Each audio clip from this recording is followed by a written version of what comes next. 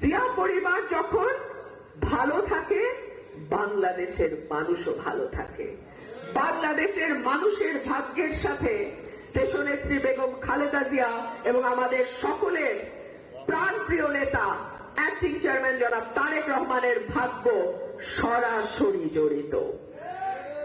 নতুন নতুন কথা শুনি বিএনপি নাকি নির্বাচন করে। খালি বিএনপি কি মাত্র নতুন নতুন নির্বাচন করে, নাকি বিএনপি একমাত্র দল যারা গত 17 বছর ধরে একটা সঠিক, সুন্দর, নিরপেক্ষ, গ্রহণযোগ্য নির্বাচনের কথা বলেছে?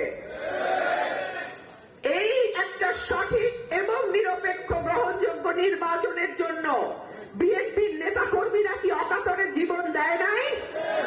বিএনপির নেতা কর্মীরা কি দিনের পর দিন, মাসের পর মাস, বছরের পর বছর কারাগারে থাকে নাই? বিএনপির নেতা কর্মীরা কি চাকরি পায় নাই, ব্যবসা করতে পারে নাই, এলাকায় ঢুকতে পারে নাই, এই ঘটনা ঘটে নাই? তাহলে কি করে বলে যে বিএনপি এখন নির্বাচন চাচ্ছে?